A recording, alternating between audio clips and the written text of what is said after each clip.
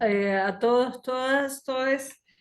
En primer lugar, aclarar que a partir de las 16:30 vamos a contar con una charla con el profesor Douglas Price, que había sido nuestra intención traerlo con anterioridad. Y, bueno, se da esta posibilidad en este momento, así que mm, para ustedes es importante. Sobre todo creo que lo van a poder disfrutar más quienes llevan al día la lectura y quienes hayan leído lo que recomendamos respecto del libro La decisión judicial. Él es el autor y es uno de los materiales obligatorios para la unidad. Otro de los materiales recomendados para los puntos que van a ver hoy y de los que va a hablar el doctor Douglas Price, lo pueden complementar también con el material que está en Petco, que es de Cárcova y de Alicia Ruiz. Eh, a mí me interesaba sobre todo que aclaráramos algunas cuestiones del trabajo práctico. Entonces, no sé si quieren que comencemos con algunas dudas o directamente hago algunas aclaraciones yo. Profesora, Sí. yo tenía dudas con el punto número 5 del trabajo práctico. El que habla sobre la fuente del derecho internacional y si esta resulta determinante.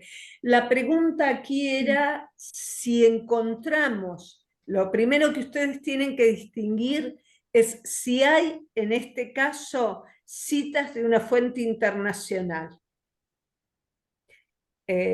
Si hay o no, no me respondan a mí, esto investiguenlo ustedes. Esto es muy importante para ver, porque está muy vinculada también a otra pregunta que tiene que ver con cuáles fuentes prevalecen.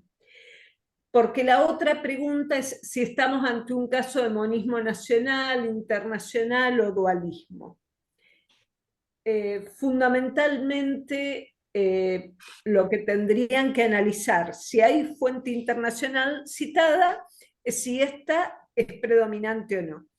En el caso de que no haya fuente internacional citada,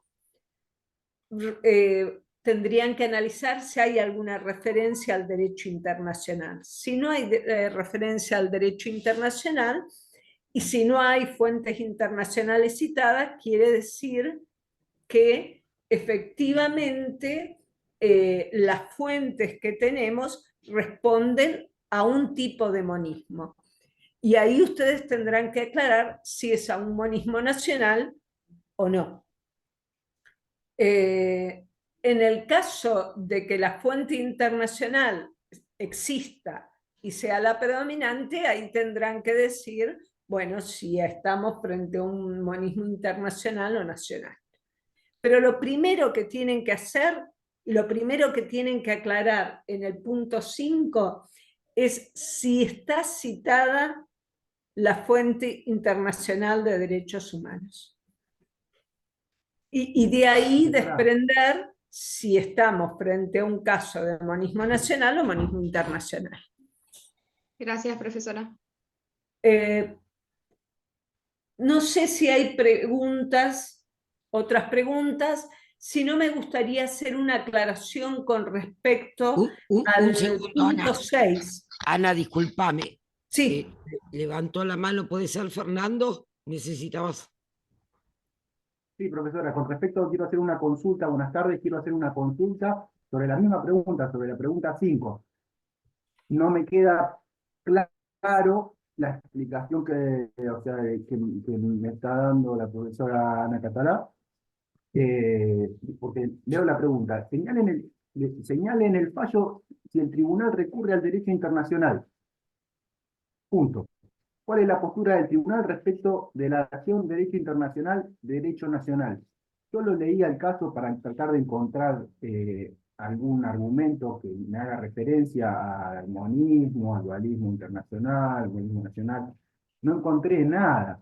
Entonces es muy ambigua y vaga la cuestión.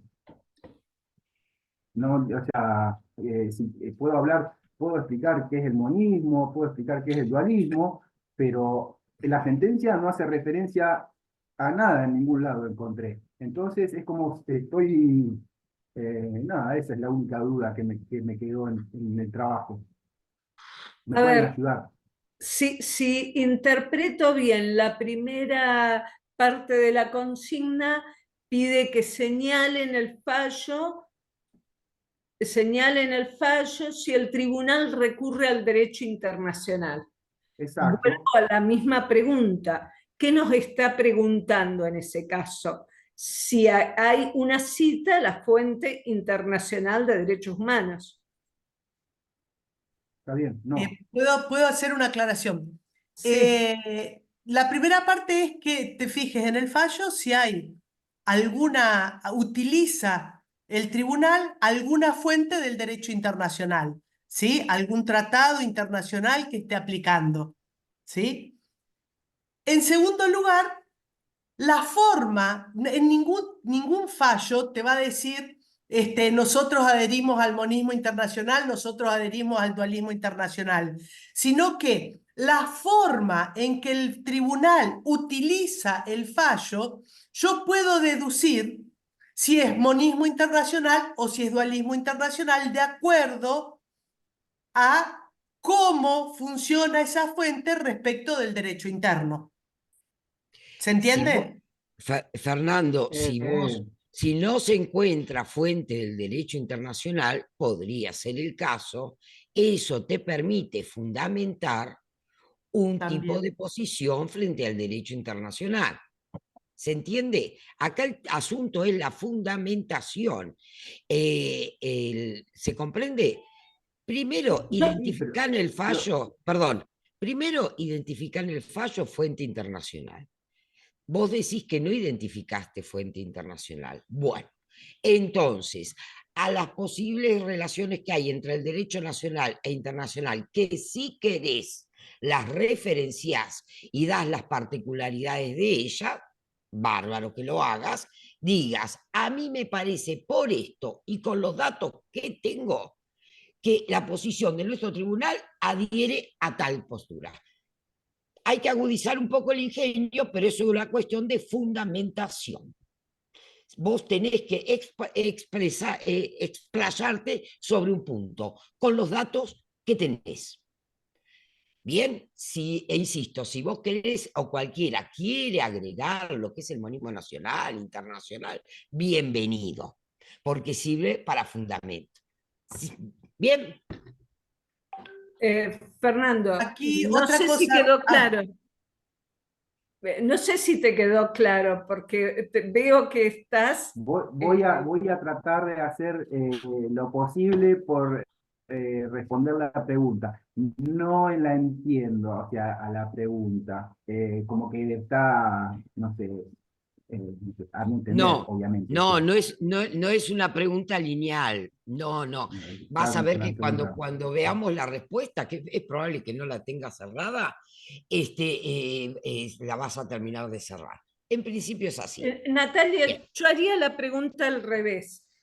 Fernando, ¿cuándo dirías vos que estamos frente al monismo internacional? ¿Cuándo diría yo que estamos frente al monismo internacional? Eh, Cuando el derecho internacional influye en una decisión en el Estado Nacional. ¿Puede ser? Tendría que leerlo igual, pero ¿puede ser? Mm. Eh, También tengo otra. yo, perdóname, no te alcancé a escuchar bien lo que dijiste, pero me parece ¿Cuál? que, no sé, Natalia, si vos lo escuchaste bien. Sí, sí, tenemos que repasar esa definición, Fernando. Lo sabemos, pero por ahí, desde este lugar que te marca la doctora Calafat, se te haga más sencilla la respuesta. Eh, De todos modos, Fernando, esta duda la traemos desde el viernes, ¿viste? podemos, Claro. para no, si el resto la tiene cerrado al asunto, por una cuestión de maximizar el tiempo, ¿no? Acordate que nosotros tenemos pendiente cualquiera de la comisión una reunión conmigo que puede ser al terminar esta. ¿Te acordás lo que habíamos quedado, Fer? Ok, continuemos, Genial. está bien. Natalia, Y Sí, continuemos. Si es que no es Gracias. generalizada la duda, porque tenés un problema personal. no, No, la perdón, duda es generalizada. La duda es perdón. generalizada porque tenemos Ah, es que manifestarnos. generalizada. Bueno, Perdón. Todos me estoy manifestando. se resolvió la duda al resto. Creo. Hago la aclaración, si me No. permiten. No Eh, se- hago la aclaración, porque yo también lo tuve en mi comisión. A ver, en el fallo que les dimos para leer, no necesariamente pueden encontrar el derecho internacional, porque no es obligatorio que lo encuentren. Puede estar o no puede estar.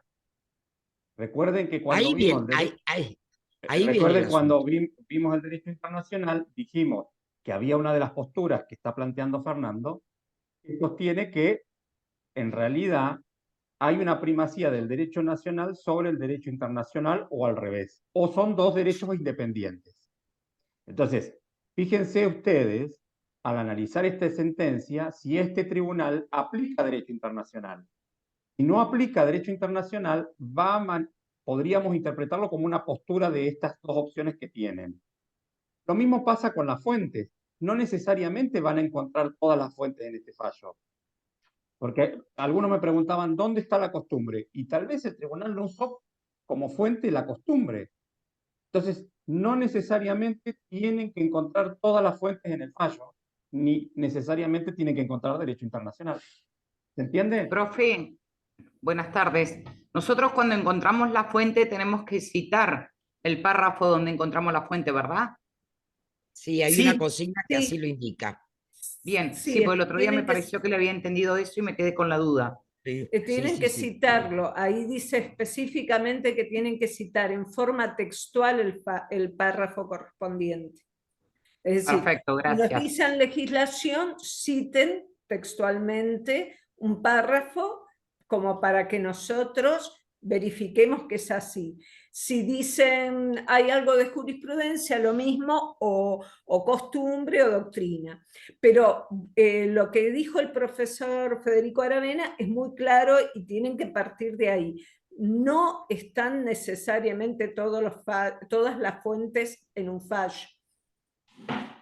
Otra cosa, Y también y por eso hay... es esperen que les digo, y por eso es de interpretación del fallo. Claro. Ningún tribunal dice yo uso esta fuente con este sentido, con tal otro sentido, o siguiendo tal escuela o tal otra escuela.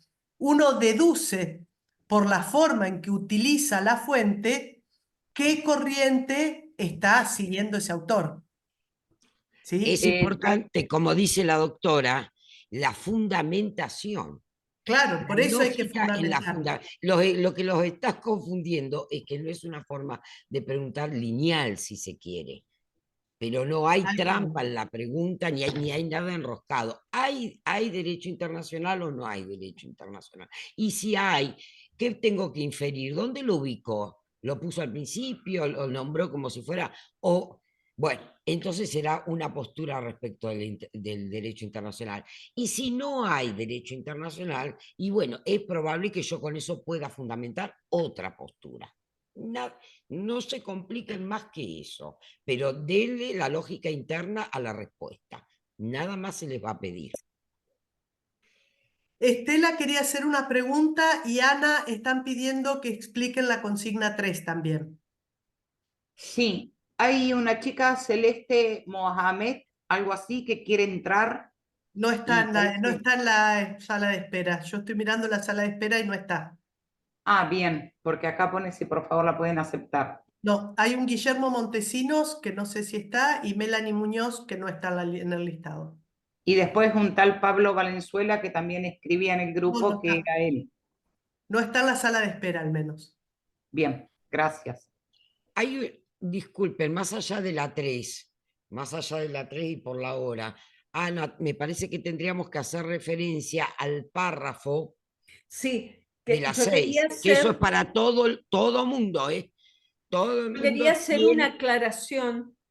Gracias, Natalia. Yo quería hacer una aclaración respecto al punto 6, porque ahí se han unido dos consignas al momento de pasar los párrafos.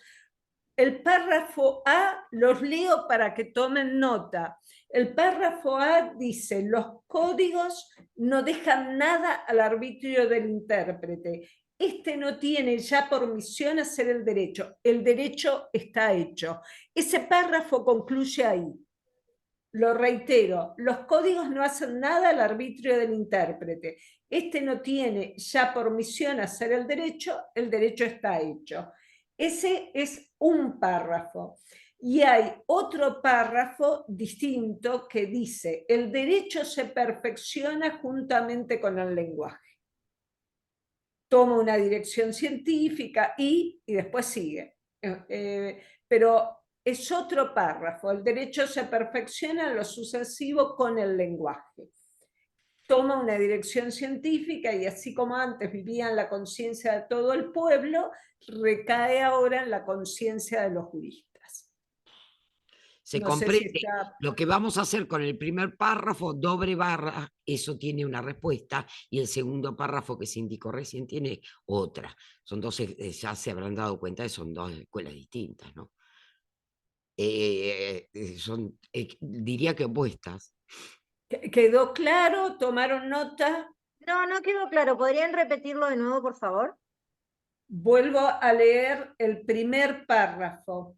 Los códigos los códigos no dejan nada al arbitrio del intérprete. Este no tiene ya por misión hacer el derecho. El derecho está hecho. El párrafo termina ahí. Y ahora leo otro párrafo de otra escuela. O que sea, es, disculpe, Ana, o sea que lo otro que dice justamente, ¿eso lo sacamos? el derecho se perfecciona juntamente con el lenguaje, es otra escuela.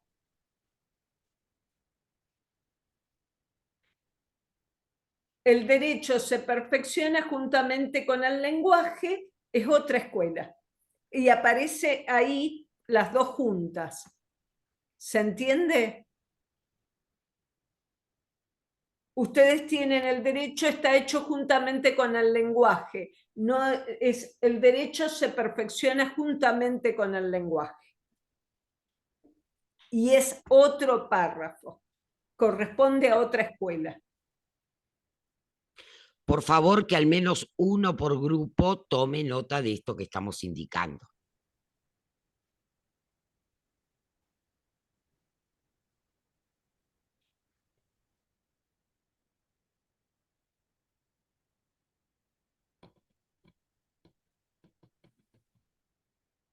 Ahora más o menos quedó claro, Tamara, vos consultabas recién.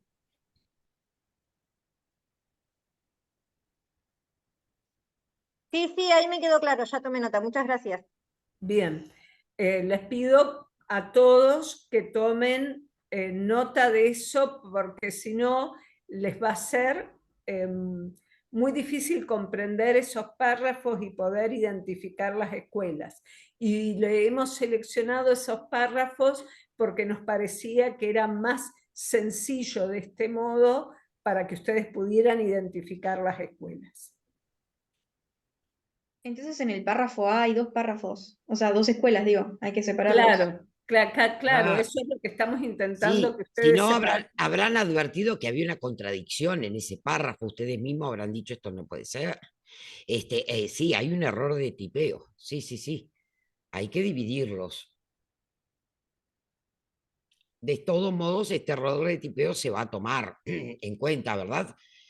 Para cualquier caso, pero por favor, démosle el punto al primer párrafo donde se indica y sepárenlos en la medida de lo posible. Claro. Si eso está corregido, me parece Bien. que podemos seguramente quienes ya hayan avanzado en el párrafo habrán dicho que en el párrafo se evidencian dos posturas contradictorias que refieren a dos. Bueno, esa respuesta tampoco estaría mal en el final de la historia. ¿Se comprende? Si la podemos cambiar y se hace como estaba establecido, perfecto. Y si ustedes ponen esto es contradictorio porque esto hace referencia a una escuela y esta segunda parte, ¿no? También lo vamos a tomar, ¿eh? Así que por eso quédense tranquilos. Profesora, ahí un compañero, Abril, puso en el chat cómo quedaría la pregunta. ¿Podrían verla y decirnos si es así? ¿Listo? Por favor. La pregunta queda del siguiente modo, es decir, no se modifica la consigna, porque la consigna diría, señala qué escuela interpretativa pertenece cada afirmación y fundamente. Eso no se modifica.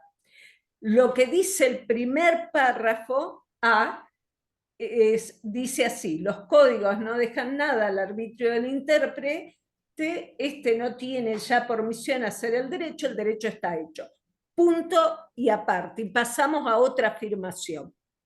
Entonces, de eso que acabé de leer, ustedes tienen que decir hasta ahí a qué escuela pertenece y fundamentar por qué creen que pertenece a esa escuela. Y después, en un segundo párrafo, el derecho se perfecciona juntamente con el lenguaje, pasa a ser otra escuela y ustedes tienen que decir a qué escuela pertenece. Fernando, no sé si vos hiciste la Sí, pregunta, perfecto. no sé si Ahí te queda. ahí está. Era lo que está escrito acá. Yo le preguntaba si lo que había escrito la compañera era así. Está bien, es así como...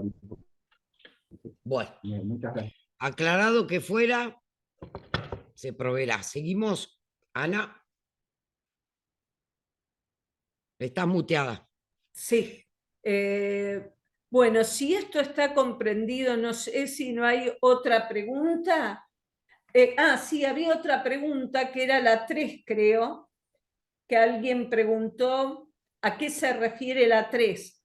Bueno, lo que explicó antes la profesora Kelly Calvo y creo que también la profesora Bastarrechea. Cuando un juez resuelve, decide un caso, lo hace fundado en una fuente más, que predomina más en el caso al momento de resolverlo que otra. Bueno, ustedes tendrían que señalar cuál es la fuente que predomina. Si hay varias fuentes, tendrán que decir, esta fuente es la más importante y después lo sigue esta fuente que la ha tenido en cuenta por esto y por esto, o en esta ocasión. Pero ustedes tienen que señalar cuál es la fuente más importante y ordenarla, decir cuál predomina al momento de resolver, para resolver. Si por qué ustedes entienden, tendrán que explicar que esa fuente ha sido para que el juez resolviera como resolvió, determinante. Es un análisis, como dijo antes la profesora, un análisis de tratar de comprender qué razonamiento deductivo utilizó, en el caso el Tribunal Superior de Justicia. Profe, ¿Esto más o menos está clara la consigna? La fuente que más predomina es la legislativa, la ley. Bueno, pero yo acá no te puedo responder que sí ni que no, porque ese es el práctico. Entonces, Pero yo cuando encuentro la fuente, tengo que citar también las partes. no, vos la citás en donde te preguntan, Sí, te piden que indiques qué fuentes utilizó y que des ejemplos, sí, eso lo haciendo entendí. citas textuales. Sí. En esta segunda pregunta, vos lo que tenés que decir, predominó esta, por esto y esto, y das los fundamentos Explicarla. que das. Explicarla entonces. Exacto. Listo, gracias. una consulta. Yo tenía, Paula, esta va a ser Sí. la última consigna porque ya estamos prácticamente sobre la hora a la que invitamos al profesor Douglas Price que se sume. dale, yo tenía la duda si en el punto 6 era necesario como dar una definición de, o sea, además de dar como la explicación, por así decirlo, por qué elegimos tanta escuela, si era formalismo y realismo, había que dar tipo una explicación más extensa de qué era el formalismo y qué era el realismo. Y No, la ustedes segunda, tienen que la segunda señalar. parte, perdón, la segunda parte, esa consigna tiene dos partes, y en la segunda se referencia justamente a lo que estás diciendo. Uno tiene que poner a qué escuela refiere el párrafo y al menos un fundamento de por qué eligió esa escuela y no otra, una cosa muy sencilla. Y por otro lado, la última parte habla de formalismo y realismo. ¿Cuál es la duda? Sí, sí, era eso, si había que Ah, diferenciarlo. no, no, está bien. Y sí, así está escrito.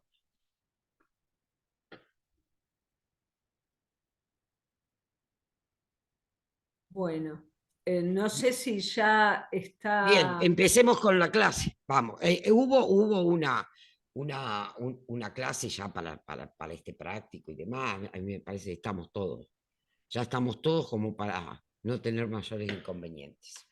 Vamos a terminar, a empezar la Bueno, clase.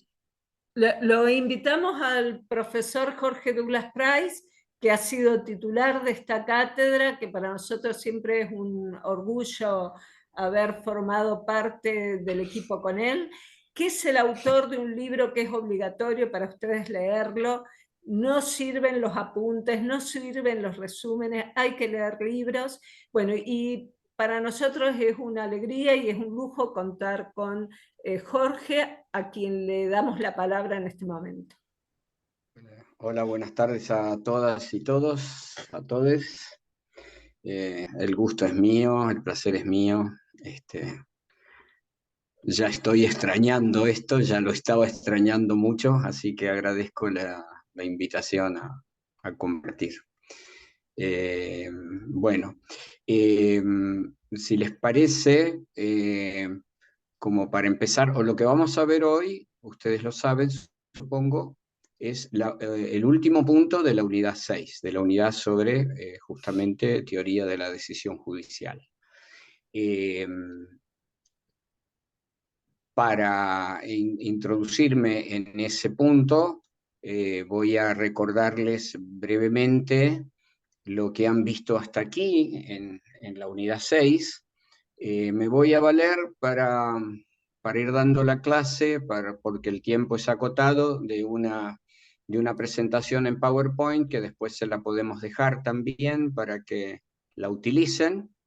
Y, por supuesto, pueden interrumpir la clase, hacer preguntas, pedirme que repita, pedirme que aclare, lo que sea necesario para el mejor aprovechamiento de la clase. Así que bueno, voy a compartir ahora en pantalla la presentación y díganme si la pueden ver. ¿Se está viendo? Sí. Sí. Sí, se ve. Ok. Esperen un segundito que voy a salir de compartir y voy a poner la presentación en el modo de pantalla completa para que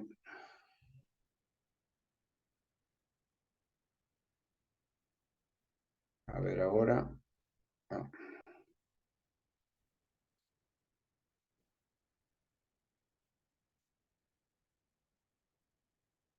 Ahí. Ahora están viendo en pantalla completa, ¿verdad? Sí, sí, se ve mejor. Ok. Bueno, sí, claro. Entonces, lo que vamos a ver hoy es el punto que están viendo ahora, formas de la racionalidad o de racionalidad en la decisión.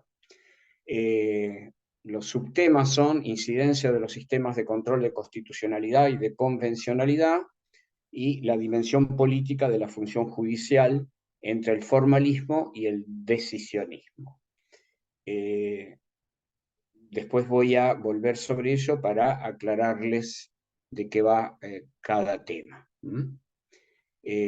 Recordarles también que este es lo que están viendo en esta unidad, la unidad llamada de la producción jurídica. La primera parte de producción jurídica, la segunda versa sobre argumentación, ya lo sabrán, la unidad 7. En esta ustedes han visto los temas de interpretación, razonamiento y argumentación en las decisiones jurídicas, y como estaban allí, advertía, tocando a propósito del práctico, estaban viendo los problemas de la interpretación jurídica, ¿no? Los problemas sintácticos, semánticos y pragmáticos inherentes a la interpretación, y la evolución del método de interpretación y las escuelas, ¿no? O podríamos decir en las escuelas. Entre paréntesis se pone en el programa desde los glosadores al realismo jurídico. No voy a reiterar aquí cosas que ya han visto con las profesoras, porque nuestro tiempo es escaso, pero quisiera decir un par de cuestiones solamente. La primera es que la decisión judicial es una compleja. Es una operación que fue presentada inicialmente como una operación aparentemente sencilla, meramente deductiva, con la primera escuela que se refirió de manera expresa al tema de la decisión. Y acá hay que hacer un breve paréntesis, justamente. Ustedes ven ahí en el programa que dice desde los glosadores al realismo jurídico. Porque en realidad los primeros que hacen un trabajo de interpretación de textos jurídicos son estos expertos del derecho, estos profesores de derecho de la escuela de la Universidad de Bolonia, que desde el siglo XI en adelante comienzan a hacer un trabajo que luego en el mundo occidental, esto siempre hay que resaltarlo, nosotros hablamos del sistema jurídico, hablamos del derecho, hablamos de las teorías del derecho, etcétera, etcétera, pero como siempre les digo, debemos resaltar que de lo que estamos hablando es de el sistema del derecho, las teorías del derecho, las prácticas del derecho en Occidente, ¿no? Es decir, no nos estamos refiriendo a cómo funciona esto, por ejemplo, en China. Aún si podemos ya saber que hay similitudes, ¿verdad?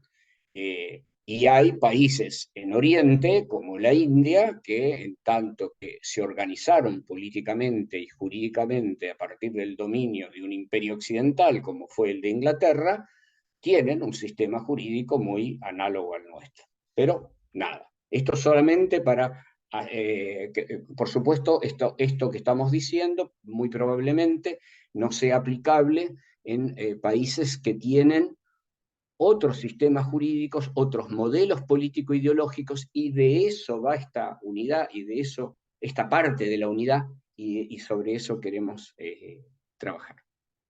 Como, por ejemplo, pudiera ser el Estado Islámico de Irán.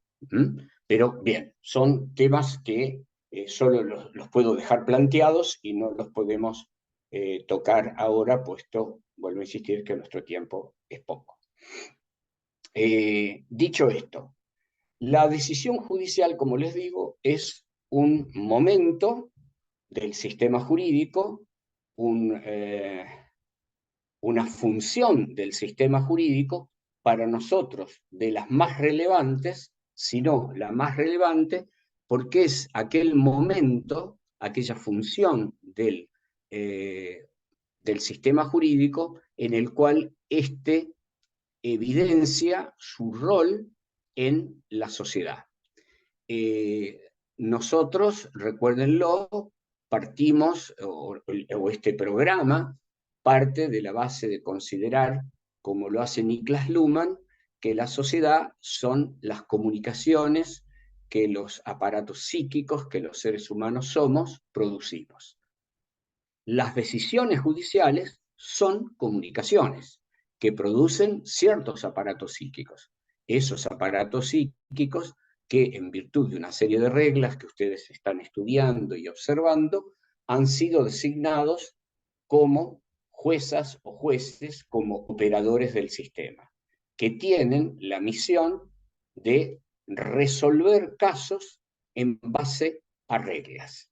La decisión judicial es una operación en la que una persona, dicho en términos luhmannianos, un aparato psíquico, resuelve casos, es decir, resuelve problemas en base a reglas. Esto quiere decir que le son llevados o le son llevadas contiendas, es decir, disputas, posiciones enfrentadas, y tiene que resolver las pretensiones que desarrollan las partes que son recíprocamente contrarias o que son excluyentes, es decir, la parte actora quiere, por ejemplo, que la parte demandada le pague el alquiler, y la parte demandada sostiene o que no debe pagar el alquiler o que ya lo pagó, y entonces pide que se rechace la demanda, en base a reglas en las que se establecen cómo ese juicio debe ser llevado a cabo, qué derechos tienen los propietarios o locadores, qué derechos tienen los inquilinos o locatarios, qué hechos o qué sucesos se dieron en torno al contrato que es objeto de la disputa, el juez o la jueza o el tribunal al que le toca decidir, en base a las reglas que se aplican al caso, que, corrijo, se estima que aplican al caso, resuelve el caso, es decir, decide. Entonces, ustedes han estado viendo aquí que para hacer todo esto hacen falta básicamente 3 operaciones, que son interpretar, razonar y argumentar esa operación que llamamos decisión. 3 operaciones que las partes a su vez también reproducen. Porque cuando la parte actora, como en el ejemplo que les daba recién, la parte actora es la parte que demanda, la parte que inicia el pleito. Cuando la parte actora dice, yo vengo a demandar que me pague el alquiler, tiene que decir cuáles fueron los hechos en base a los cuales él sostiene que hay un contrato de alquiler, que hay un contrato de locación de inmueble entre él, ella y otra persona, a esa otra persona que está demandando. Y tiene que fundar, interpretativamente hablando, su pretensión jurídica, su derecho, en la norma, o mejor dicho, las normas que regulan todo lo inherente a los contratos de locación. Ustedes saben que ahora ha habido unas modificaciones, etc. Y todo esto puede dar motivo a muchas dificultades en los pleitos relativos a los alquileres o a los contratos de locación. Y entonces, el juez o la jueza, el abogado de la parte actora, la abogada de la parte actora tiene que interpretar, razonar y argumentar por qué tiene que hacérsele lugar a su pretensión, por qué se le tiene que dar razón y condenar a la otra parte a, por ejemplo, pagar, como les decía. Y la parte demandada hace lo propio, hace lo mismo, interpreta, razona, argumenta, porque no debe ser así. Y en esas operaciones que hacen las partes y que finalmente hace el tribunal también, los materiales sobre los que trabajan son, yo les diría, básicamente dos. Los materiales de derecho y los materiales de hecho. Es decir, el derecho es, ya lo han visto ustedes o lo han venido viendo a lo largo del cuatrimestre, el derecho es un sistema que intenta estabilizar las expectativas normativas. Es decir, que intenta coordinar nuestras acciones. Coordinar nuestras acciones significa que nosotros sepamos, que nosotras sepamos, que frente a ciertas circunstancias nos debemos comportar de una cierta manera. Y que si no lo hiciéramos, algo ocurrirá. Ese algo que puede ocurrir precisamente es que quienes se vieran defraudados por una acción o inacción nuestra, vayan a los tribunales y nos demanden. Nos demanden que hagamos lo que esperábamos que se hiciera. Ahora, todo eso proviene de ese corpus de comunicaciones que llamamos precisamente derecho. Ahora, el corpus ese de comunicaciones es un corpus que está principalmente, hoy diría que casi exclusivamente, traducido en enunciados escritos. Ustedes ya habrán visto también en alguna parte anterior del programa que Luhmann dice que una gran catástrofe debió ocurrir en las sociedades en las sociedades en las que se inventó la escritura. Porque, como ustedes saben, los pueblos o los seres humanos vivieron miles de años sin tener escritura. Es decir, se comunicaban de manera exclusivamente oral. Esto no quiere decir que no tuvieran reglas, que no tuvieran formas o protoformas de derecho, es decir, ensayos de lo que después podríamos llamar un sistema jurídico, y también tenían maneras de resolver conflictos. Ahora, en la medida en que las sociedades se fueron complejizando por el número, por la cantidad de interacciones, se fueron requiriendo más y más herramientas para mantener justamente el funcionamiento social. Y una herramienta capital en el mantenimiento del funcionamiento social fue, sin lugar a dudas, la escritura.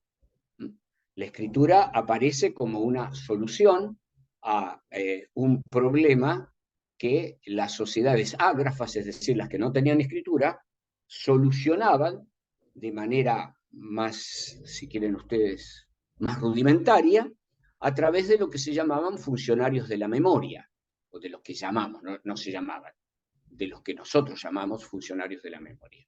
Es decir, personas que tenían a su cargo, tenían distintos nombres y distintas prácticas, pero que básicamente tenían a cargo la reproducción de la memoria de la comunidad. Con la invención de la escritura aparece una herramienta que, como dice Luhmann, es muy revolucionaria porque permite tratar a los ausentes como presentes. Ustedes deben haber escuchado hablar alguna vez del código de Hammurabi, el rey babilonio. Ese código que está en una estela de piedra. Es un caso que siempre cito como ejemplo de esto que quiero explicar.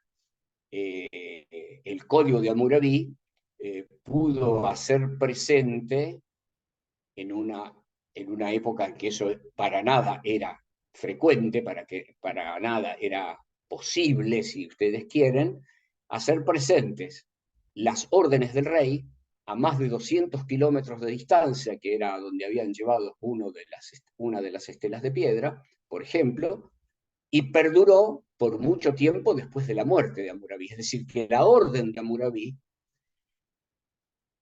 tallada en la piedra, perdura como un enunciado que ordena a la sociedad de la época y les da justamente códigos de comportamiento que los jueces, los que tenían que hacer de jueces de esa sociedad, adoptaban como criterio de decisión.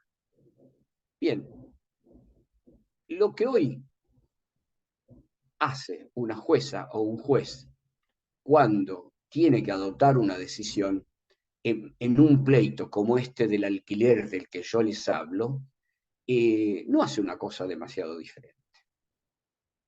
Hay más complejidad, hay más herramientas,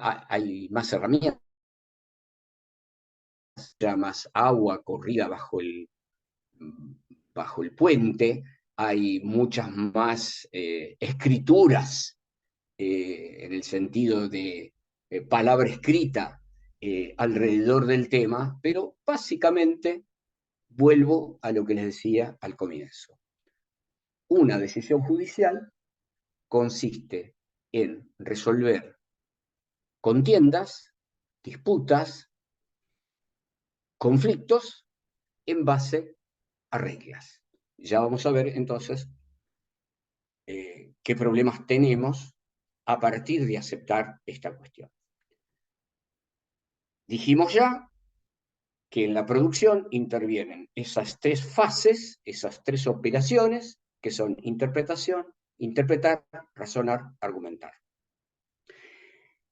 Vieron en la segunda parte con las profesoras, y de eso, insisto, va buena parte de lo que están viendo en el práctico, los temas inherentes a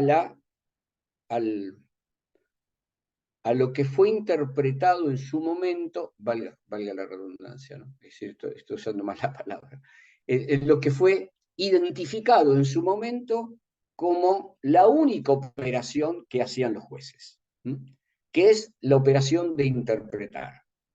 Esto, ustedes ya lo habrán visto, es lo que se inicia con la escuela de la exégesis, esa escuela que nace en Francia en 1804 con el Código Civil llamado de Napoleón, porque como ustedes saben, Napoleón, por entonces cónsul, después emperador de Francia, impulsa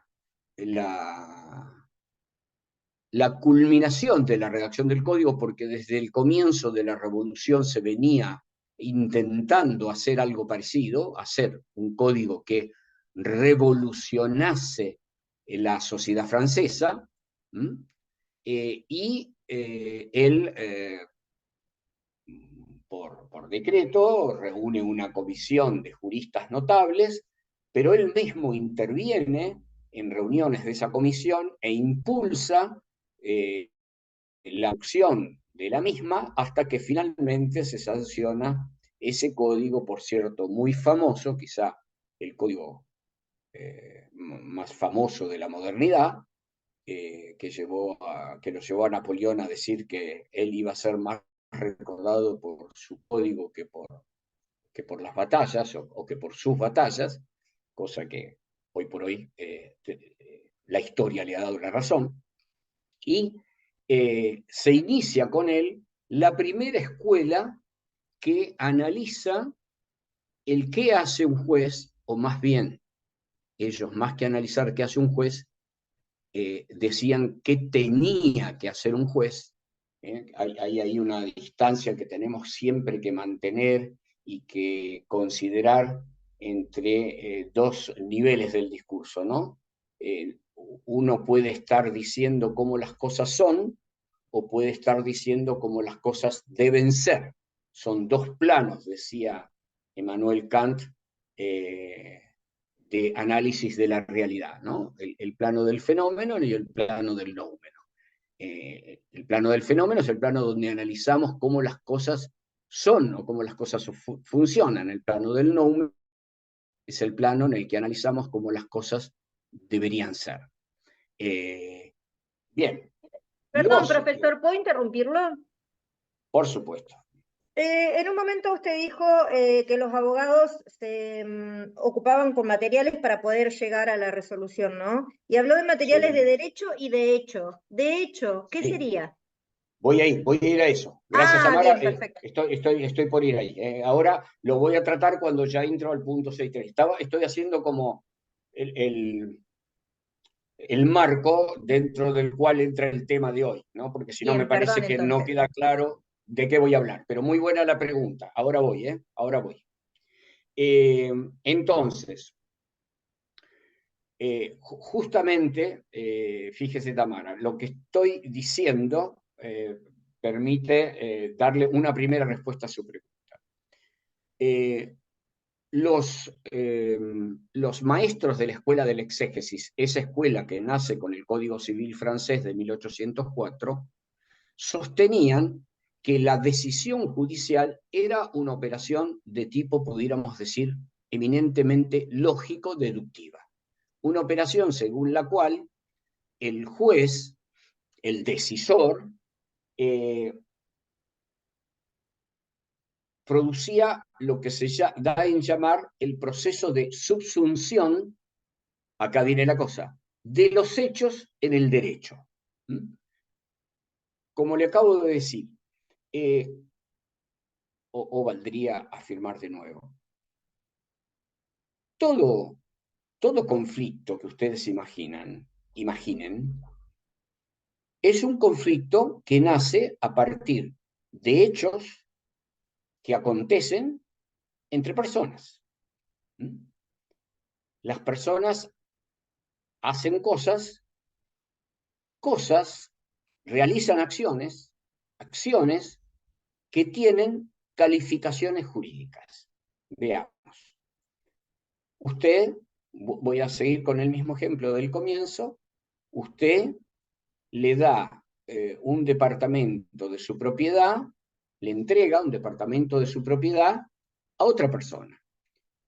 Y acuerda con esa persona que a cambio de dárselo para su usufructo, a ver, vamos a llamarlo de otra manera, acuerda con esa persona que a cambio de dárselo para que lo use, lo goce, lo utilice, esa persona cada X días, pongámosle cada un mes, le va a pagar a usted una X cantidad de dinero. ¿Usted qué tiene ahí?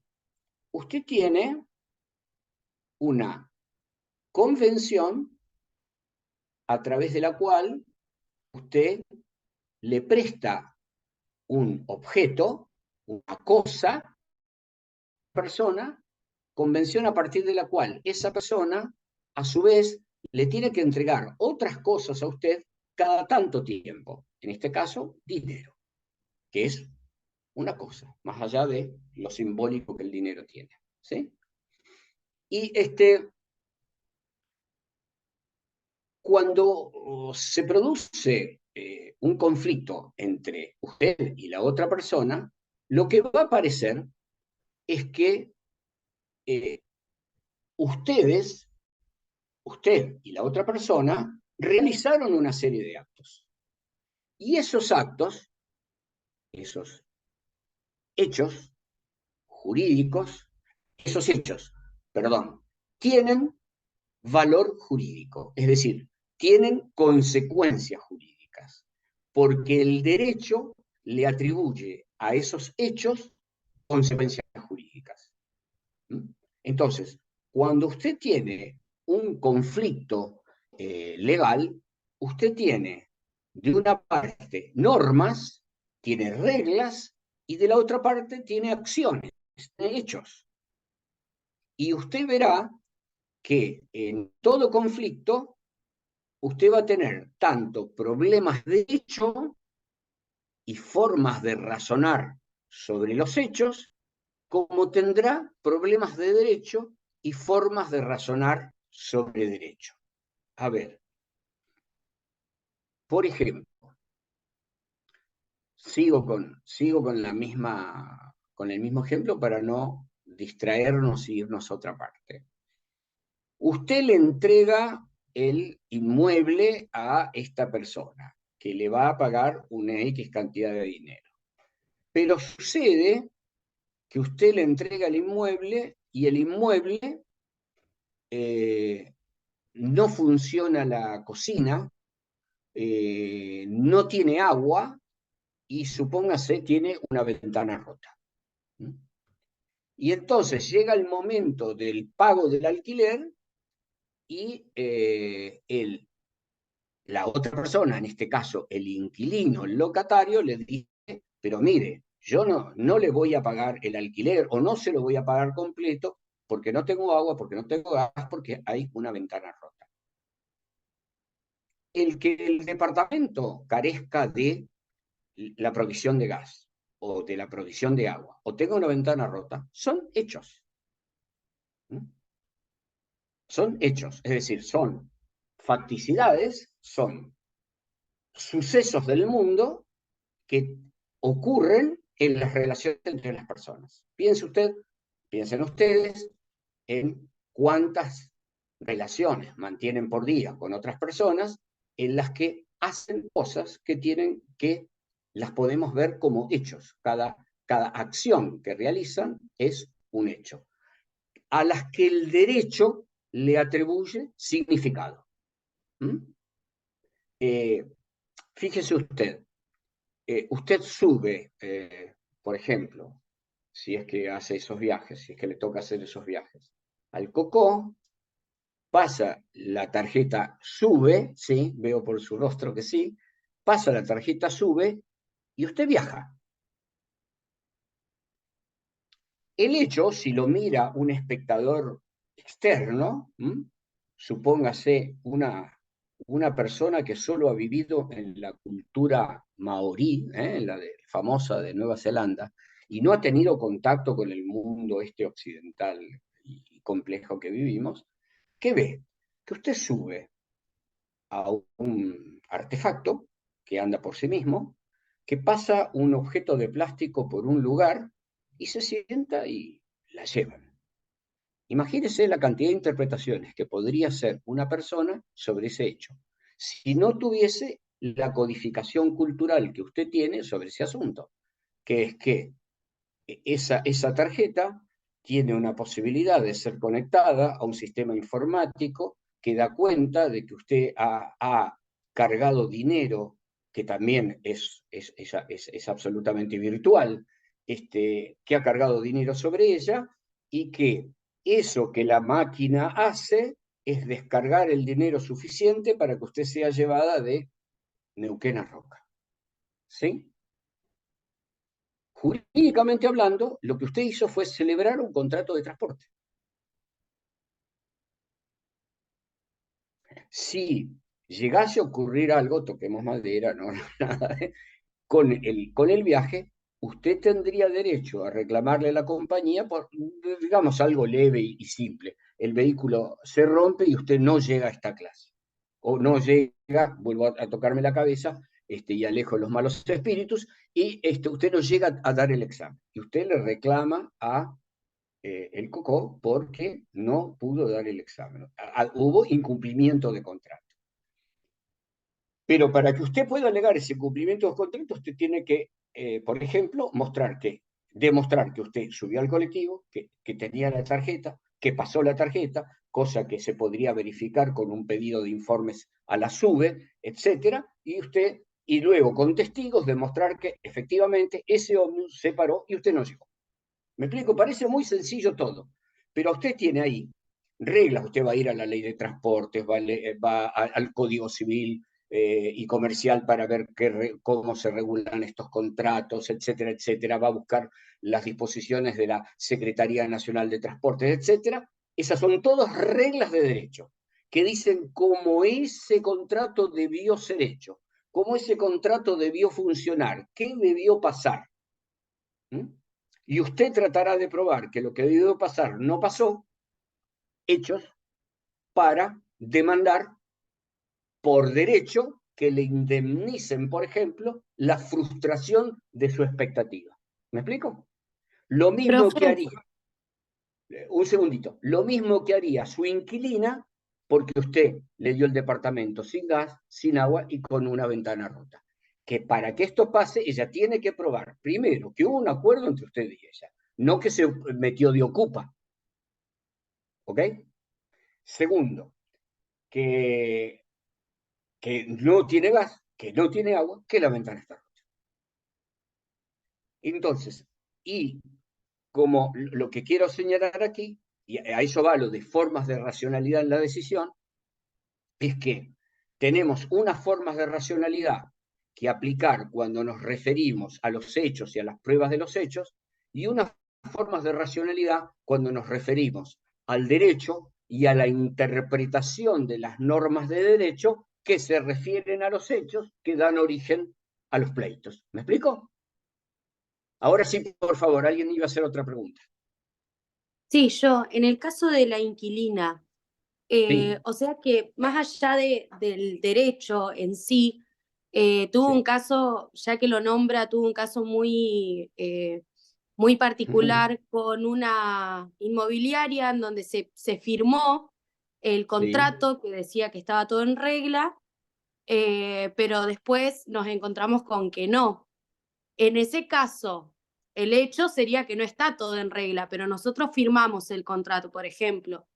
¿Qué pasa? ¿Y hay alguna forma digamos, Sí, es muy buena su observación porque justamente una profesora a la que es gran amiga de la titular de nuestra cátedra o de esta cátedra en la Universidad de Brescia en Italia, la profesora Tecla Mazzarese, que si leen el capítulo este del libro la van a ver mencionada, sostiene que, claro, cuando lo presentamos así como lo presenté yo recién, parece que es muy claro qué son los hechos y qué es el derecho. El problema es que los hechos a los que se refiere el derecho están calificados por el derecho. Es decir, yo digo, a ver, incumplimiento de contrato.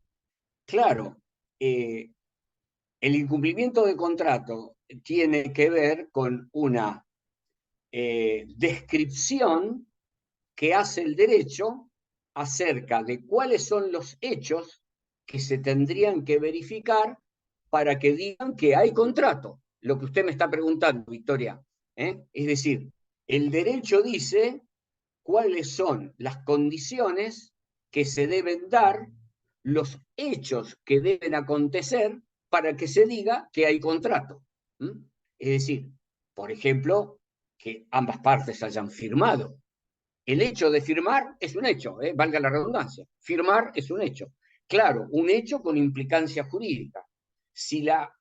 Pero, claro, para que ese hecho tenga la implicancia jurídica que dé pie a que el intérprete, el decisor, la decisora, crea, sostenga que se ha firmado un contrato de alquiler, tiene que pasar, por ejemplo, que la persona que firmó sea la persona que se dice que firmó, porque a veces firma otra.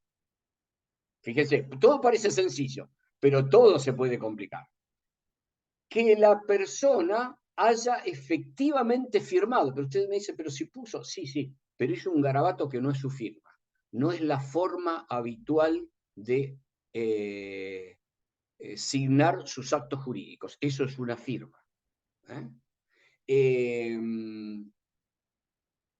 Que el contrato haya sido hecho en condiciones que permiten pensar que fue hecho con seriedad. ¿Seriedad qué significa? No significa que estaban todos mustios o que lo pensaron mucho. Significa, por ejemplo, que no era en broma, que no era jugando.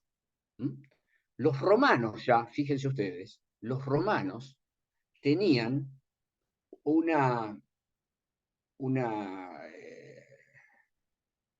excepción, digamos, una defensa para anular un acto jurídico que consistía en decir que el acto, el hecho que había desarrollado X persona no era serio, sino que era iocandi gracia, es decir, invocando gracia. Era en broma. Yo filmé, pero estábamos, disculpen la expresión, estábamos jodiendo, estábamos haciendo un simulacro, yo te presto la casa, te firmo un comodato, pero era porque habíamos tomado un poquitito y estábamos jugando, no fue en serio. Supongo, Victoria, que no es el caso que usted me relata, pero me explico que aún lo que parezca más sencillo, más claro, más elemental, resulta que según el derecho tiene que tener ciertas condiciones para que imputemos consecuencias. Es decir, por ejemplo, el contrato que debió celebrarse para alquilar X departamento, X casa, X local, lo que sea, debió reunir ciertas formalidades para que se diga que sea un contrato. Y debieron ocurrir ciertos hechos para que se diga que es un contrato y que entonces el intérprete, la intérprete, el decisor, la decisora, le impute consecuencias jurídicas. ¿Me explico? Sí, profe, igual Justamente, sí, decime. es bárbaro cómo uno por ahí en la ignorancia o en el hecho de no saber se equivoca. Esto de que usted hablaba de la seriedad, yo me acuerdo haber firmado ese contrato en 4 minutos, era un contrato de 20 hojas, no lo alcancé a leer, no, lo leí muy por arriba, y son todas esas cositas que uno desconoce y comete errores, porque la verdad es que después caes en cuenta y te crees que estás como atado de manos y pies hasta que empezás a conocer y bueno, te das cuenta que no es tan así. Lo hacemos todos, Victoria. Perdón, voy para atrás. Lo hacemos todos. Y piense usted, porque usted celebró un contrato en una inmobiliaria o en algún local parecido, y era un contrato en papel, firmó con papel. Piense usted en la cantidad de operaciones que se hacen hoy a través de Internet, a través, digamos, de los medios remotos, de valores económicos altísimos o con implicancias jurídicas gravísimas, y eso es parte de lo que acontece con esta sociedad contemporánea. Fíjese usted, no es extraño, no es que elegimos empezar en 1804 esta historia porque nos parece que, como está muy próximo a la Revolución Francesa, es una fecha simbólica. No, es simbólica precisamente porque lo que la Revolución Francesa expresa es el advenimiento de una nueva sociedad, la sociedad, como dice Luhmann, especificada por funciones. ¿Qué quiere decir esto? Antes de esta sociedad en la que vivimos hoy, las sociedades se organizaban o por familias, mucho más remotamente, o después por clases. Las clases, de manera segmentaria, las clases sociales tenían ocupaciones, roles, cada una hacía un cierto rol en donde las personas en general producían un cierto tipo de bienes para la sociedad. La mayor parte de las personas de esas sociedades, llamadas segmentarias, hacían todo. Es decir, la persona que vivía en el campo como siervo de hacía para sí todo, desde la ropa a la comida, al transporte, que era a pie, etc. Con el advenimiento de la sociedad moderna, lo que ocurre es que la sociedad se complejiza enormemente, la seguridad en Europa ha aumentado mucho, la gente se ha ido a vivir del campo a las ciudades, esto produce una explosión demográfica a nivel general y en las ciudades. Esto hace que haya muchas más interacciones entre las personas, muchos más conflictos entre las personas. La moral y la religión, que hasta ese momento eran los sistemas con los que la sociedad se autogobernaba, se vuelven ineficientes y el sistema que se vuelve operativo para manejar esta sociedad, para autogobernar esta sociedad, es el derecho. Y no es extraño entonces que aparezca el Código Civil de Napoleón, que aparezcan las escuelas de la interpretación, que aparezca el problema de qué hacen los jueces cuando hacen de jueces, porque en realidad es en ese momento de la historia de Occidente que aparece este problema como problema. Entonces es por eso que lo estamos viendo a partir de ahí. Y es por eso, si ustedes quieren, que la primera respuesta ante el problema de qué hacen los jueces cuando hacen de jueces, sea la de la exégesis, que es una respuesta, si ustedes quieren, de una parte ingenua y de la otra parte ideológicamente sesgada, ¿no? ¿Por qué? Que va a decir Carlos Cosio, un gran filósofo del derecho argentino, que cuando los maestros de la escuela de la exégesis, que surgen, vuelvo a insistir, con el Código Civil francés, en la escuela de la exégesis, podemos decir, se extiende, ustedes lo pueden ver en el libro, durante todo el siglo XIX. Pero su momento de gloria y de auge es la primera, se da entre los primeros 15 años, podríamos decir, lo que va de 1804 hasta 1820, después de 1820 hasta 1848, cuando se produce lo de la Comuna de París, y desde allí hasta fin de siglo entra en declinación. Pero ¿qué dicen ellos básicamente? Ellos dicen, la operación que hace el juez, vuelvo a insistir, es una operación silogística. El juez toma el hecho y ve en dónde, en qué parte, en qué norma del sistema calza. Eso se llama subsunción. Subsume el hecho en la norma general. Y la norma general le dice qué solución tiene para ese hecho. El problema, como podría verse en el caso del contrato que firmó usted, Victoria, o en los casos que le planteaba Tamara, es que cuando el juez asiste, o si quieren ustedes, recibe lo que las partes le dicen, calificar los hechos resulta una tarea difícil. Porque nunca las cosas son tan claras, nunca son blanco y negro. Yo le hablaba de que le faltaba el gas, le faltaba el agua, tenía el vidrio roto. Resulta que el vidrio roto era una rajadurita insignificante. Que el agua era que no había abierto la llave de paso en el tanque, y el gas tendría que haber ido la inquilina a habilitar en Camucio, qué sé yo dónde, que le abran el medidor. Entonces, ¿hubo incumplimiento de contrato? ¿No hubo incumplimiento de contrato? ¿Está bien que no haya pagado? ¿Debió pagar? ¿Qué debió haber hecho la inquilina? ¿Qué debió haber hecho la propietaria? ¿Me siguen? Podríamos hipotetizar las mismas cosas con la tarjeta SUBE y así seguir. Nunca los hechos son tan claros como para que digamos 2 más 2 es 4 o plin caja, que es como nos plantea de alguna manera la tarea de la decisión judicial la escuela de la exégesis, ¿no? Y acá, fíjense lo que estamos viendo en la filmina, ¿no? Señala Massart, dice que es problemático trazar una distinción neta entre cuestiones de derecho y de hecho, ¿no? Porque vuelvo a decir, las cuestiones de hecho son calificadas por el derecho. Y siempre toda definición de hechos es un recorte del mundo, y los recortes del mundo tienen siempre cierto grado de arbitrariedad, ¿no? Es decir,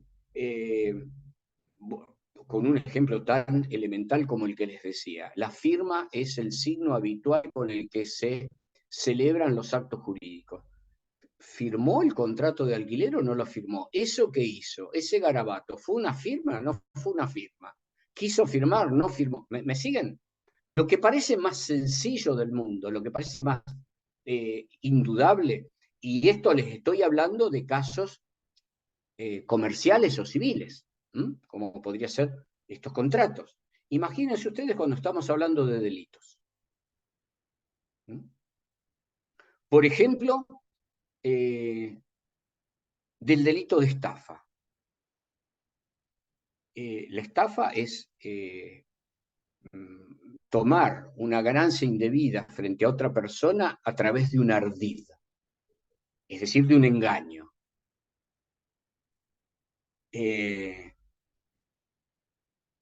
Cuando yo le vendo a una persona un automóvil que vale, en términos de hoy, 5 millones de pesos y se lo vendo en 6, ¿lo engañé? Simplemente fui buen negociante y saqué un provecho adicional. Si en cambio ese mismo auto de 5 millones se lo vendí a un adolescente que no lo podría comprar, a un joven inexperto y le cobré 21 millones de pesos, haciéndole creer que además el auto tenía no sé qué cosa. ¿Cometí estafa? Y entre uno y otro extremo, en el que en el primero estaría muy tentado de decir que no y en el segundo muy tentado de decir que sí, imaginen toda la gama intermedia de situaciones, matices, esquemas. ¿Me explico? Lo que dice Mazarese. No es tan clara la distinción entre cuestiones de hecho y cuestiones de derecho. Lo que yo les puedo recomendar y les pediré que mantengan siempre como recuerdo para sus vidas profesionales es que no olviden ese matiz o esa interrelación que hay entre hechos y derecho, porque los hechos que le importan al derecho son de alguna manera determinados por él mismo, pero nunca esta determinación es tan clara, es tan neta, que ustedes no vayan a tener que recurrir a interpretar, a razonar, a argumentar, sea para defender el derecho de la parte actora, sea para defender el derecho de la parte demandada, sea para decidir si le toca ser juezas o jueces. Es decir, Profe, sí, adelante. y eso tiene algo que ver también con lo que hablamos, si no me equivoco, en la unidad 4 sobre el deber jurídico, el acto antijurídico, sobre ponerle en el caso que dio usted, ¿es una estafa? ¿No es una estafa? ¿Conforme a qué? O sea, está todo relacionado. Tal cual, absolutamente, absolutamente. Tal cual, perfecto. Esa es la idea, ¿no? Y ahí, fíjense lo que les pongo ahí. A priori podríamos admitir que existen lógicas distintas según que tratemos con cuestiones de hecho o cuestiones de derecho. Sin embargo, como vamos a ver, o como ya estamos viendo, esto lo ponía en un sentido distinto en la filmina, o en realidad para entrar a lo que ya entré, sin embargo, vemos que ellas se entrelazan, ¿no?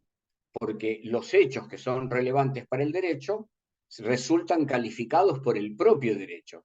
Y muchas veces lo que ustedes van a debatir en un juicio es cuál es la relevancia jurídica de un hecho, lo cual no quiere decir que ustedes no tengan que aplicar, y aquí está lo de formas de racionalidad de la decisión, no tengan que aplicar en los casos que les toque trabajar, en los casos que vayan a defender o a decidir, no tengan que aplicar, aquí podríamos decir, lógicas distintas. Explico. Si ustedes tienen que probar que el agua no le era suministrada al departamento porque la llave de paso del tanque no estaba abierta, obviamente la lógica de esto es una lógica de tipo mecánica, si quieren ustedes, física, ingenieril, a la que tendrán que recurrir para demostrarle al juez, a la jueza, a la otra parte, etcétera, que efectivamente estas cosas funcionan de esta manera y deben realizarse de este modo. Póngale que ese es un ejemplo muy pueril el que he dado. Imagínense ustedes que ahora el debate no es sobre un contrato de alquiler, sino sobre un contrato de obra. Y que aquello por lo cual van a demandar es porque el techo está mal hecho. Obviamente ustedes van a tener que probar que contrataron la obra, que la obra tenía X dimensiones, que esa obra requería de un techo, que ese techo tenía que ser de determinada naturaleza. Y ustedes van a tener que probar desde una lógica, si quieren ustedes, ingenieril, desde la ingeniería, y hasta es probable que citen al juicio a un ingeniero civil para que diga el techo se debe hacer de tal y cual manera. Pero a su vez, ustedes van a tener que citar el código, el que diga, el que demuestren que aquel contrato que celebraron con fulano, con fulana, implicaba que le tenía que hacer una casa que tenía un techo de tal manera y tal. ¿Me siguen? Y son cuestiones entrelazadas, de derecho, de hecho, que se llaman, si quieren ustedes, recíprocamente. Se entrelazan como dice Mazarese. Bien. Esto es lo que implican los problemas de hecho y de derecho y esas recíprocas cuestiones que acabo de exponer. Pero vamos a ver ahora una cuestión capital dentro del sistema de derecho moderno. Y esa cuestión capital es si el sistema de derecho, o mejor dicho, los decisores dentro del sistema de derecho, los jueces, las juezas, tienen o no tienen la potestad de excluir normas del sistema. ¿Sí? Ustedes me dirán, pero ¿cómo un juez puede excluir normas del sistema? ¿Verdad? Ustedes se dirán, pero mire, justamente desde la Revolución Francesa, desde la aparición del Estado moderno, el Estado moderno, el Estado de derecho moderno, está dividido en tres poderes. Poder ejecutivo, poder legislativo y poder judicial. El poder legislativo dicta las normas, el poder ejecutivo las ejecuta, el poder judicial juzga, en base a las normas que dicta el poder legislativo, a lo sumo las normas que, por potestad reglamentaria, a su vez dicta el poder ejecutivo reglamentando normas generales. Pero, ¿qué sucedía antes de la Revolución Francesa? Antes de la Revolución Francesa, en la que, como ustedes saben, la cúspide del sistema jurídico y político era el rey, ¿no? Recordarán la célebre frase de Luis XIV, l'état c'est moi, ¿no? El Estado soy yo, queriendo decir con esto que todo lo que el Estado hacía estaba en las manos del rey y el rey podía decidir cambiar incluso hasta retrospectivamente las reglas. Le podía decir a cualquiera de ustedes que lo que ayer hicieron, que ayer no era delito, hoy les vale como delito y las mandan a las mazmorras, que eran las cárceles de entonces, a estar en prisión, a estar encerrados, encerradas, por el tiempo que al rey se le antojase. ¿Sí? Habrán visto películas o leído novelas acerca de esto. La Revolución Francesa viene a poner un límite a esto. Y dice, básicamente, las reglas están por sobre todos. No hay nadie por encima de las reglas. En el sistema anterior, el rey estaba fuera de las reglas. El rey no solo las dictaba, sino que además no lo incumbían a él. Las reglas que el rey daba no lo obligaban al rey. ¿Sí? A partir de ese momento, como respuesta a eso que se llamaba el ancien régime, el viejo régimen, aparece el Estado de Derecho y aparece esta esta división. Y se dice, la idea es que nadie puede ser obligado a lo que no sabe que está obligado. Esa es la línea que demarca la diferencia entre el viejo régimen y el nuevo régimen. Y entonces aparece este problema. El problema de si los sistemas jurídicos son cerrados o abiertos. ¿Qué significa cerrados o abiertos? Significa si los sistemas pueden ser cambiados o no. Aquí hago una brevísima petición de principios para volver a este tema después. Según Luhmann, los sistemas jurídicos, en realidad los sistemas sociales, no los sistemas jurídicos, los sistemas sociales, de los cuales el jurídico es uno, hay otros, la economía, la política, el arte, si los sistemas sociales son cerrados o abiertos. Y él dice que los sistemas son operativamente cerrados y cognitivamente abiertos. Ya vamos a ver qué significa esto. Pero les adelanto que mejor dicho, se los digo ahora, cambio de idea, porque me parece que si no queda muy en el aire. Para Luhmann, que el sistema sea operativamente cerrado y cognitivamente abierto, significa que los sistemas funcionan siempre conforme su propio código. El código del derecho, según Luhmann, es el código lícito y ilícito. Lo que hace el sistema del derecho todo el tiempo con nuestras acciones, con nuestros hechos, es calificarlos como lícitos o ilícitos. Ustedes van a ese juicio por el contrato de alquiler, van al juicio por el cocó que no llegó, van al juicio por ese contrato firmado en la inmobiliaria por Victoria, y lo que va a decir el juez o la jueza es que tal acción, tal acto fue lícito y tal acto fue ilícito. Básicamente es lo que hace el sistema del derecho. Oscila entre esos dos valores, licitud y ilícito.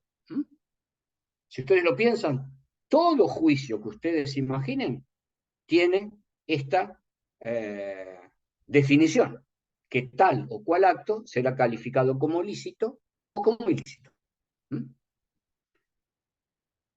Bien.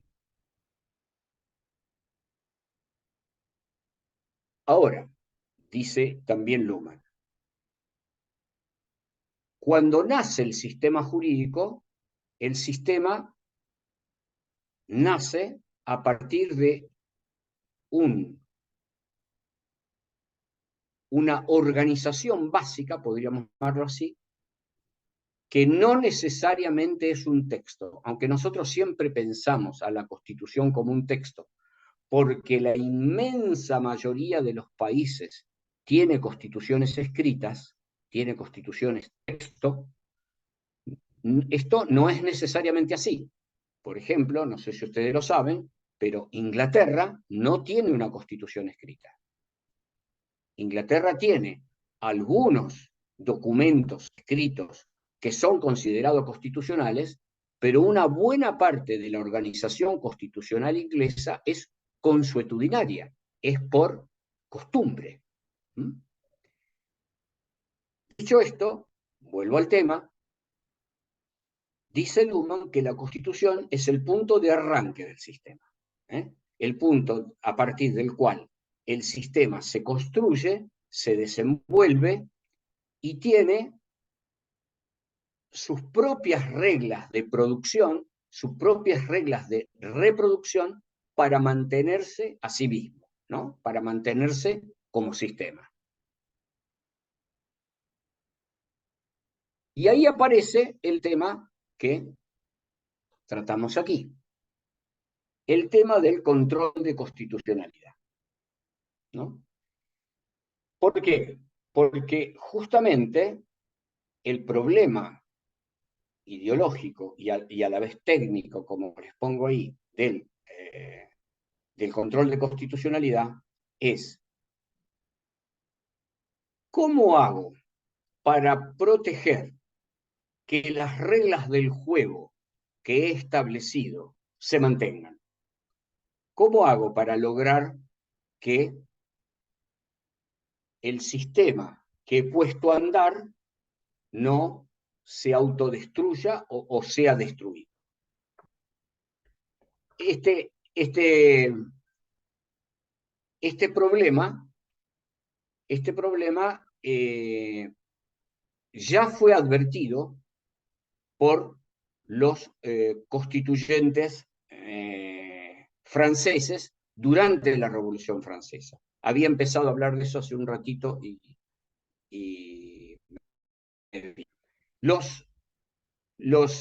durante la Revolución Francesa, los revolucionarios tenían en cuenta que en el antiguo régimen los tribunales tenían la potestad de publicar o no publicar normas, lo cual implicaba que podían de alguna manera escoger qué normas pertenecían al sistema y cuáles normas no pertenecían al sistema, y hacer una aplicación, si quieren ustedes, arbitraria del derecho que regía en Francia.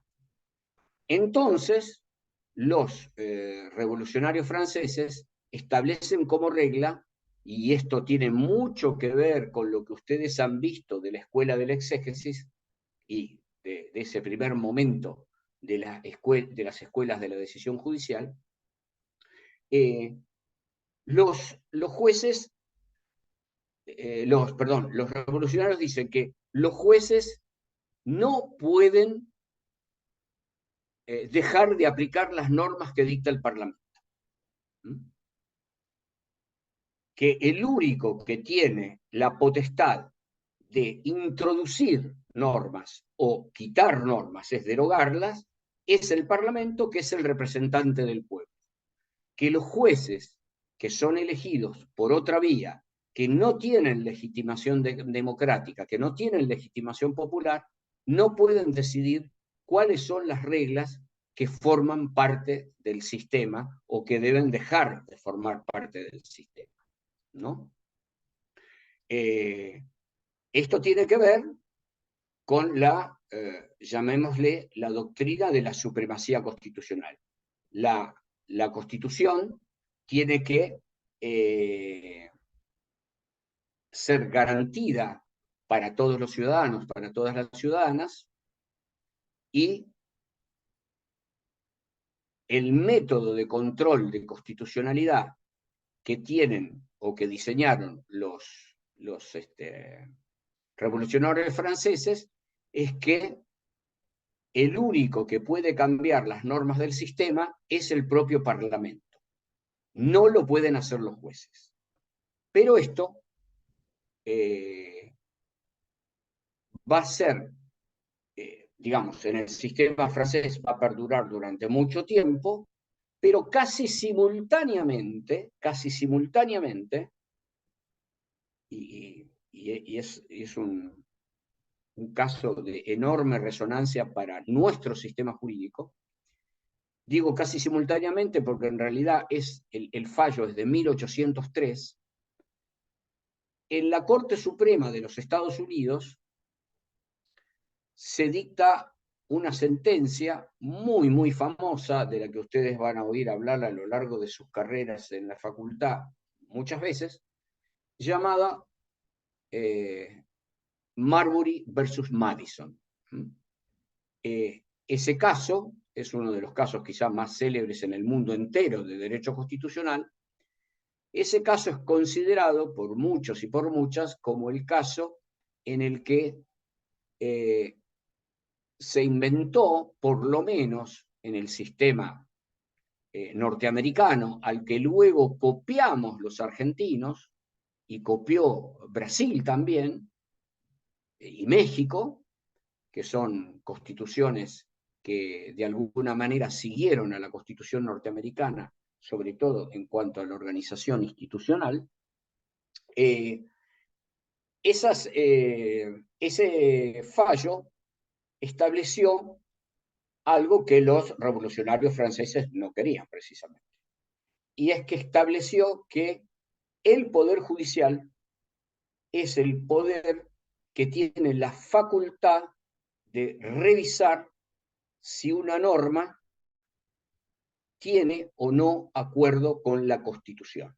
Es decir, es el poder que tiene la capacidad de decidir si una norma es o no es constitucional.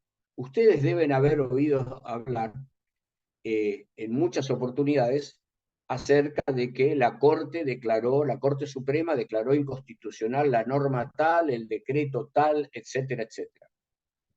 Justamente cuando escuchan hablar de eso, de lo que están escuchando hablar, es de esta facultad, de esta potestad que no estaba en el origen en las constituciones. De hecho, en la Constitución norteamericana vigente en 1803 no estaba en su texto esa potestad, ni estaba en la Constitución argentina de 1853, y sin embargo, los poderes judiciales, a partir de esa creación jurisprudencial, a partir de esa, se llama sentencia pretoriana, se utiliza la palabra pretoriano porque en el sistema romano los pretores creaban derecho. Entonces, cuando un tribunal dicta una norma que innova en el sistema jurídico, de alguna manera creando derecho, se dice que lo que ha dictado es un fallo pretoriano. Bueno, el fallo de Marbury versus Madison fue un fallo en el que se introdujo esta facultad de los poderes judiciales de decidir en cuanto a si una norma pertenece o no pertenece al sistema.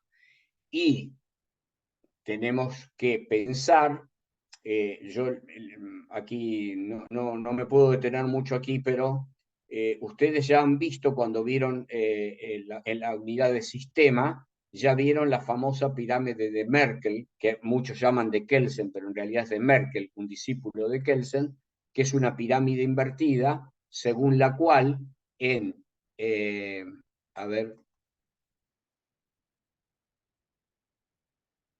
aquí en la base está la Constitución, en el vértice están las sentencias, en las capas intermedias están digamos, aquí arriba en realidad están los tratados internacionales y la Constitución, después las constituciones provinciales, las leyes nacionales, los decretos, disposiciones administrativas, hasta llegar al instante de máxima particularidad. Acá tenemos el instante de máxima generalidad, que es la Constitución, los tratados, y aquí el instante de máxima particularidad, que son justamente las sentencias. Pero les hago ver que una sentencia es algo que recorre todo este camino y que, de acuerdo con esta teoría del caso Marbury versus Madison, un juez puede decir que una norma que está aquí en el sistema no es una norma del sistema, y la quita, y aplica otra. ¿Me explico? Esto es lo que significa la facultad del juez de extraer una norma del sistema, de decidir cuál es la norma por aplicar, o que se debería aplicar.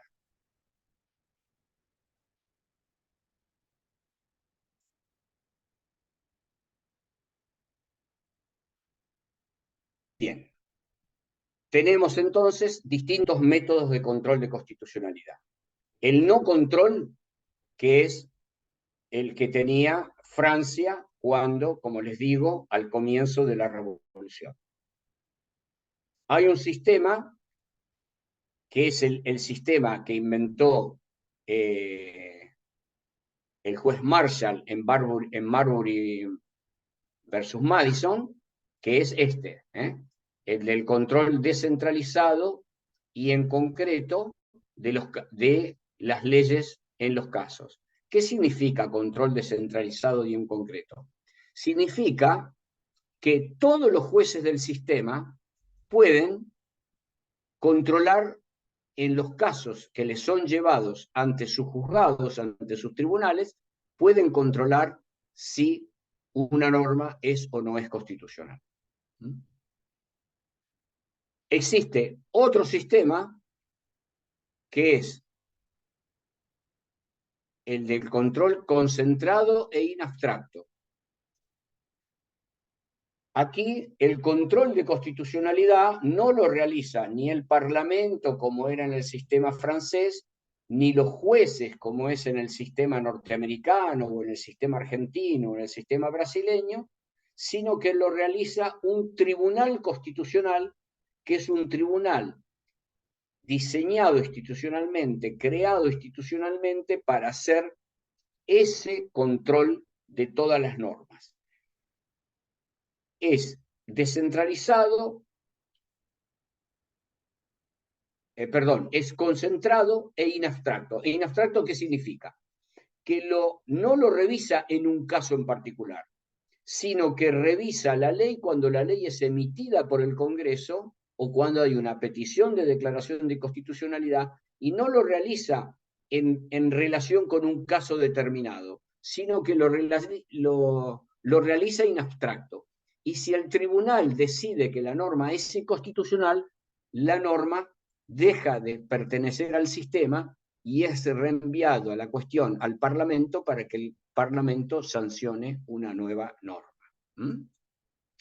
Y por último, han aparecido sistemas mixtos, como por ejemplo el caso de Colombia, donde estos dos sistemas, el concentrado y en abstracto y el descentralizado y en concreto, funcionan con diferentes matices.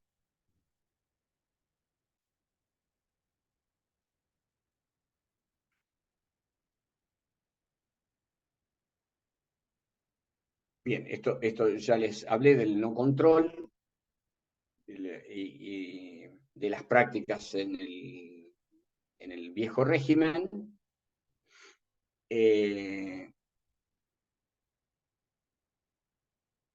Y les estaba hablando de Marbury versus Madison y la teoría del control de constitucionalidad.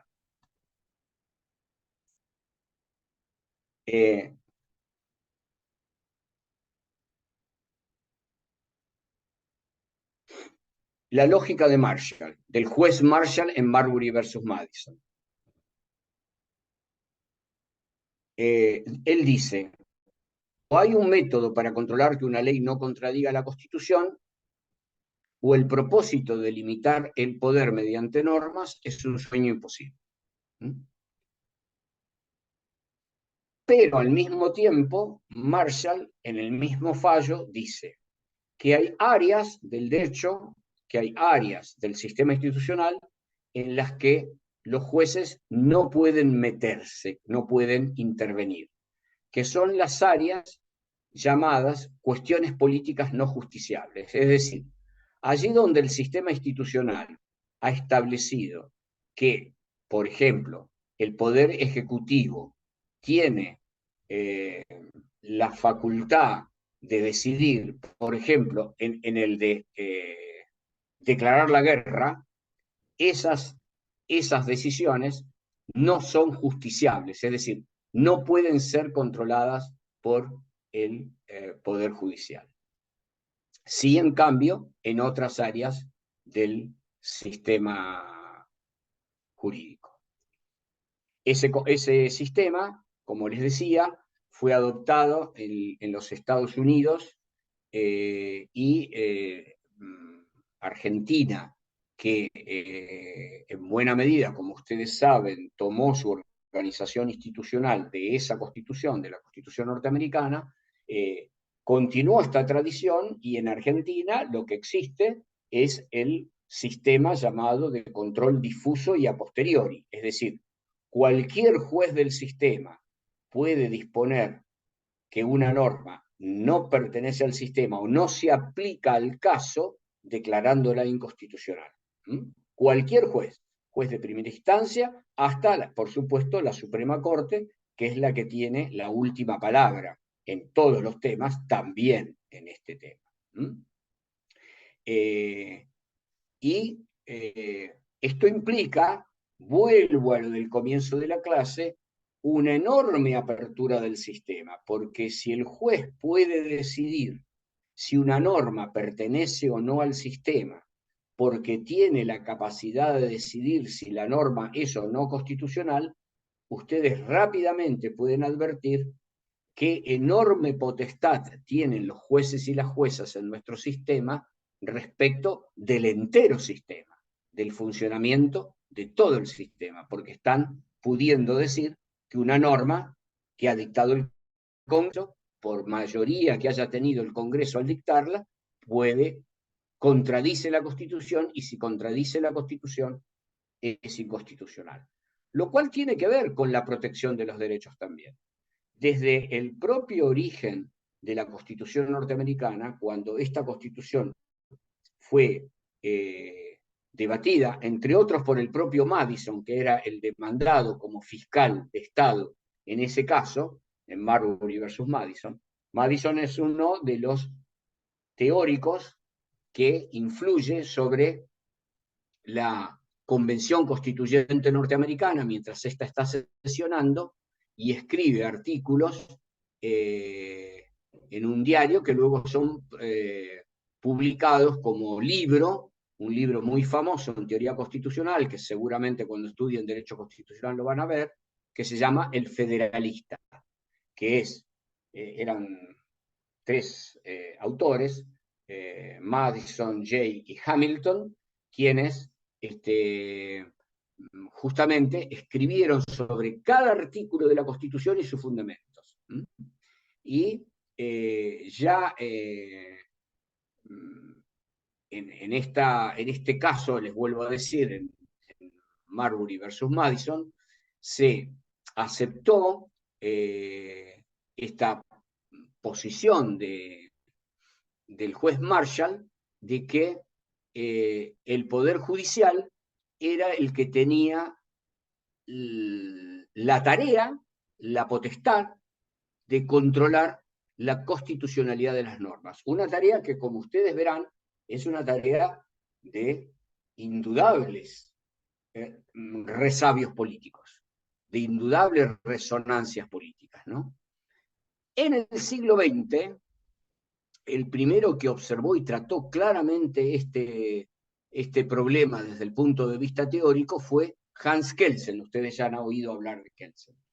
Kelsen tenía, al contrario de la idea de Marshall, la idea de que el control de la Constitución, la responsabilidad de guardar la Constitución, de actuar como guardián de la Constitución, tenía que estar en manos de un órgano centralizado específico. Es justamente la teoría esa que en Europa continental más ha predominado, que es la idea del tribunal constitucional, ¿no? Que haya un tribunal específico que se elige de manera específica, cada país tiene la suya, pero que tiene mucha incidencia también en el sistema político, porque ¿cuál es la idea? A ver, para los revolucionarios franceses, nadie tenía que tener el control de constitucionalidad, mucho menos los jueces, porque el poder que tenía la representación popular era el Parlamento. Y solo el Parlamento podía decidir qué normas tenía el sistema y qué normas salían del sistema. No se planteaban el problema de qué pasaba cuando el Parlamento dictaba una norma, por ejemplo, contraria a los derechos del hombre, ¿no? Del hombre y del ciudadano, que era una declaración capital de la Revolución. Con Marshall, o con la lógica de Marshall en Marbury versus Madison, en los Estados Unidos, en nuestro país, en el Brasil y en otros, Por el contrario, se dice sí, los jueces, que son un poder al margen de las vicisitudes políticas, esto si ustedes quieren pónganle muchas comillas, pero un poder que, como decía Marshall, no tiene ni las armas ni el dinero, y por ende es un poder más débil y un poder más estable, es el poder que tiene que controlar si las normas que dicta el Parlamento son o no constitucionales. Y Kelsen, por el contrario, dice, no, lo que están viendo ahí en pantalla, la garantía del control depende de las características del órgano encargado de la función. Y esta garantía no existe sino cuando la anulación del acto irregular, del acto inconstitucional, es pronunciada inmediatamente por un órgano completamente diferente e independiente de aquel que ha realizado el acto irregular. En esto, Marshall le podría haber dicho a Kelsen, sí, estoy de acuerdo, nada más que yo sostengo que ese órgano tiene que ser el Poder Judicial, mientras que usted sostiene que tiene que crearse un tribunal constitucional. De hecho, Hans Kelsen fue creador y miembro del Tribunal Constitucional Austríaco. Kelsen se tuvo que ir de Austria cuando empezó el nazismo, fue perseguido por los nazis, y mantuvo un debate sobre este tema con un autor que fue, por cierto, muy inteligente, muy perspicaz, pero absolutamente, como les diría, funcional, servil a los propósitos de Hitler y del Estado nazi, que fue Carl Schmitt. Mientras que para Kelsen la Constitución tenía que ser custodiada, guardada, protegida por un tribunal constitucional, para Carl Schmitt el guardián de la Constitución tenía que ser el Kaiser, o el Führer, el jefe del Estado alemán, ¿no? Claramente una posición de tipo autoritaria. Bien, ya aquí estamos terminando. En el sistema concentrado el control se ejerce, estoy hablando ahora de lo de Kelsen, se ejerce en vía directa ante un órgano especial y a través de un planteo abstracto en el que se pretende la declaración de inconstitucionalidad de una ley o norma general. En el control de convencionalidad es una cuestión que se ha agregado después de un largo periodo que se inicia en 1948 con la Declaración Universal de los Derechos Humanos, y empieza el proceso de positivización y globalización de los derechos humanos, que hizo que aquello que inicialmente era pensado o por Marshall o por Kelsen como control de constitucionalidad, ahora sea control de constitucionalidad y convencionalidad. Es decir, los jueces ya no solo, los tribunales ya no solo tienen que controlar si la norma inferior coincide con la norma superior, con la Constitución, sino si también coincide y no contraría a los tratados de los que la nación forma parte. Esto es lo que ha incorporado la reforma argentina, constitucional argentina de 1994, en el inciso 22 del artículo 75, cuando declara que 10 tratados que allí están mencionados, más otros 3 que tenemos actualmente incorporados por el Congreso, forman parte del bloque de constitucionalidad. Es decir, hoy la Constitución argentina no es solo el texto de la Constitución argentina, sino que es el texto de la Constitución argentina y los 13 tratados de derechos humanos que Argentina ha suscrito. Y cuando un juez o una jueza hace control de constitucionalidad, debe hacerlo de la norma respecto de la Constitución y de la norma respecto de los tratados. Y puede entonces excluir o no aplicar una norma del sistema porque entiende que contradice o a la Constitución o a los tratados. Bien, la última. Los criterios observados nos permiten concluir que la pretensión de asepsia valorativa o ideológica en la que se basaba la idea del exégesis eso que hablé al principio, la idea de los revolucionarios franceses, es un velo, a su vez ideológico, que oculta las dimensiones políticas de las decisiones en el sistema. Un repaso a las circunstancias que rodearon Marbury versus Madison nos permite, yo diría, nos permitiría, porque no hemos tenido tiempo de analizar eso, pero les puedo mandar algún artículo sobre ese tema que es muy interesante, sobre qué pasó en Marbury versus Madison y qué fue lo que dijo exactamente Marshall en esa sentencia, y advertirles, cuando nosotros decimos que la función judicial tiene una dimensión política, no quiere decir que esa dimensión es partidaria, que cuando los jueces deciden a favor del peronismo, del radicalismo, del comunismo o algún otro ismo, sino que el impacto que las decisiones políticas, que las decisiones judiciales tiene siempre una dimensión política. El sistema del derecho funciona, como decía Luhmann, de manera autónoma. Funciona a partir de las irritaciones que los otros sistemas le producen, como por ejemplo el sistema de la política. Y sus decisiones irritan a los otros sistemas. Irritan quiere decir los conmueven, les producen necesidad de adoptar a su vez sus propias decisiones. Y esto quiere decir que cuando el sistema del derecho adopta decisiones, impacta sobre los otros sistemas, por ejemplo, sobre el sistema político. Bien, creo que estamos ya pasados de la hora, o justo en el tiempo.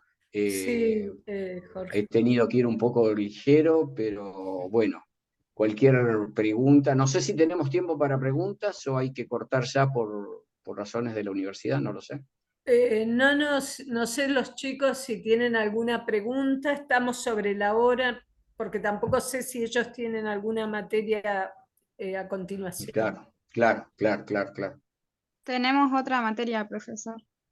Bueno, un placer haber estado de nuevo. Jorge, gracias a Matando vos, muchas gracias y creo que fue la excelente. saudades, como dicen los brasileños. Bueno, gracias a ustedes y un placer y cualquier cosa, igualmente. Por favor, cualquier cosa, pídanle a las profesoras que les mandé materiales o aclaraciones o lo que fuere necesario. Y desde ya les mando, por ahí, cuando uno va hablando se da cuenta de que por ahí algún error cometió en la preparación de la filmina, la corrijo un poco a partir de ese mismo darme cuenta y se las mando para que la tengan en la PETCO y la puedan utilizar si les hace falta.